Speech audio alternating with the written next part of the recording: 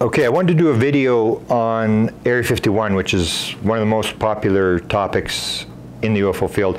I've written two books. One was called UFOs, Area 51 and Government Informants, and I wrote a book earlier in 1991 called UFOs, Area 51 and the Government.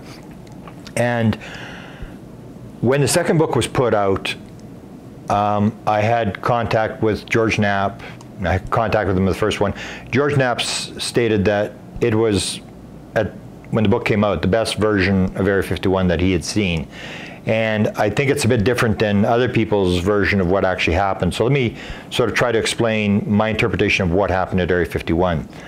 What people may forget is that Area 51, the story didn't break till 1989, but it was actually mentioned long before that.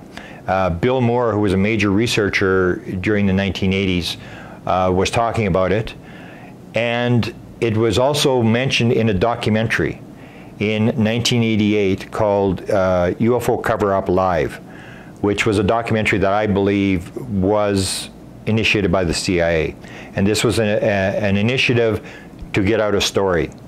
And I maintain that the government for 70 years has been leaking the UFO story and protecting the classified material that's associated with the UFO phenomena. Area 51 is one of the stories that the government leaked, and it got out of control.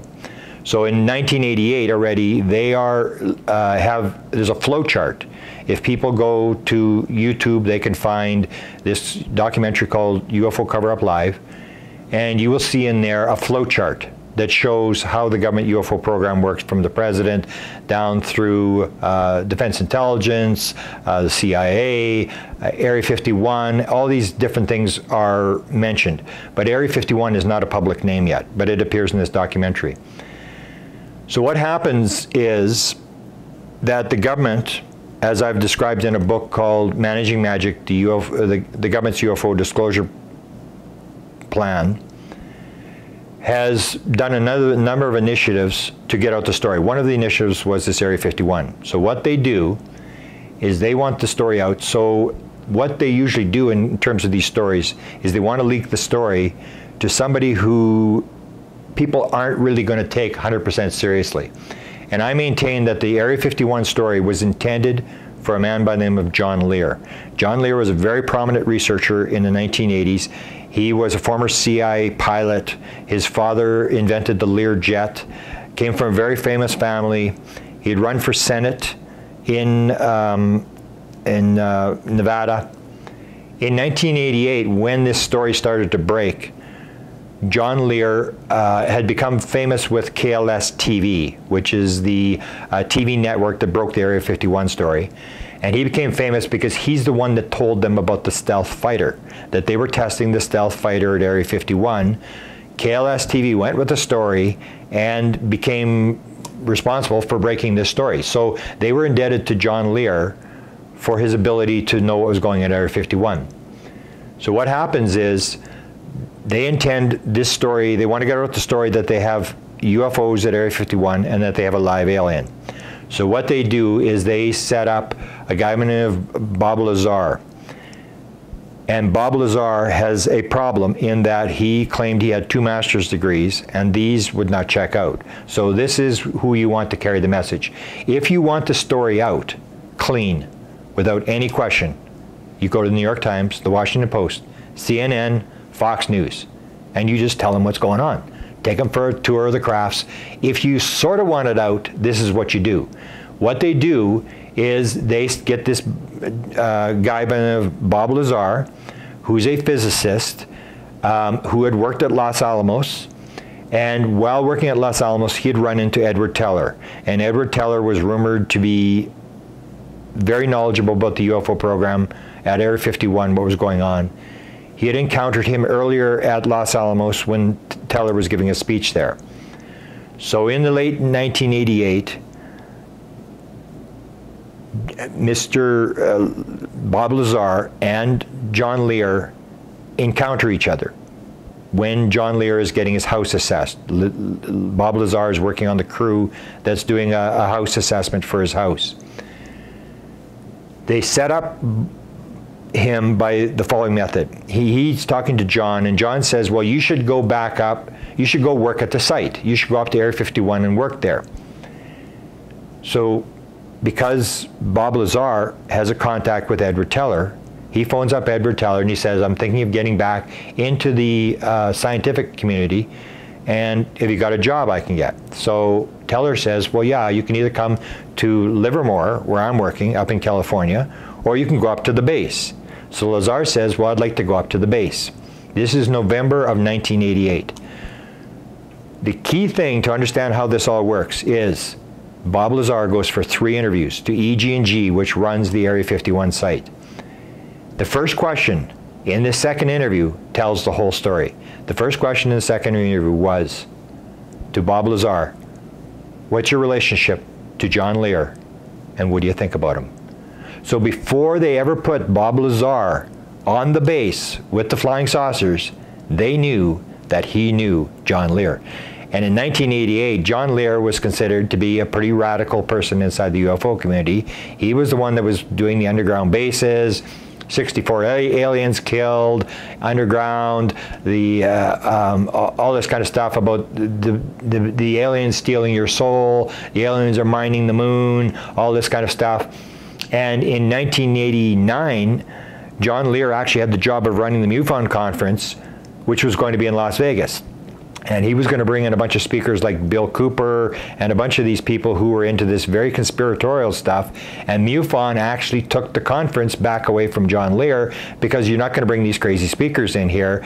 And John actually ran a second MUFON conference down the street and actually drew more than the MUFON conference. So he was this controversial character, and the whole idea was that you take this guy, Bob Lazar, who is missing these 2 degrees, you give him the story, let him see all this stuff. When he comes out, 2 things are going to happen. Number 1, he's going to give the story to John Lear. Nobody's going to believe John Lear because they're going to say, oh, it's just John Lear. Don't listen to John Lear. He's got all these crazy things. And the story's going to float around. Everybody's going to say, oh, it's just John Lear. But the idea that they have UFOs and a live alien at Area 51 is going to get out. So what happens is he goes up to the base. Within 3 weeks, he's on the base. They let him on the base even though they know he knows John Lear, and they show him the second day he's on the base, they show him 125 documents that describe the whole program, all these different alien programs and stuff, and they're basically feeding him material. He goes back on, I think, December the 6th, 1988, to John Lear's house, and he says, I was up at the base, and it's for real. And John says, are they theirs or are they ours? And Lazar said, they're theirs. And John said, well, what the hell are you doing here? You know they're going to be watching you. Get out of here. Go up to the base, work for 6 months, and then come tell me the story of what's going on. Do you know they're going to be following you? And that's exactly what happened. They were monitoring the whole thing, and they wanted John Lear to carry the story.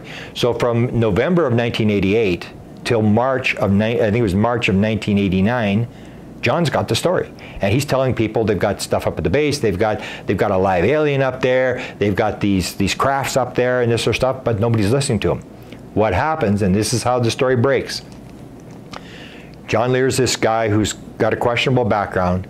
In the spring of 1989, because KLS TV is indebted to John Lear for breaking the stealth fighter story, George Knapp is following John Lear and saying, oh, tell me about your stuff, whatever. And he's not really, clearly paying that much attention. He's missing an interview. George Knapp needs an interview for his evening talk show. The guy backs out. So he phones up John Lear and he says, I need a guest for tonight. You got that guy that worked at Area 51? Bring him on the show. I need a guest. So they put him on the show. They call him Dennis. They backlight him so you can't see his face. And now you no longer have John Lear telling the story. Now you have Emmy Award winning, 20-some Emmy Award winning, George Knapp telling the story, and suddenly this thing goes viral around the world, and suddenly everybody's there. The Japanese are there, all the major networks are there, and they're up in the mountains, and they're looking down on the base. And forget about UFO stuff, there was busloads of people coming up there, and now they were watching everything that happened at the most top secret base in the world.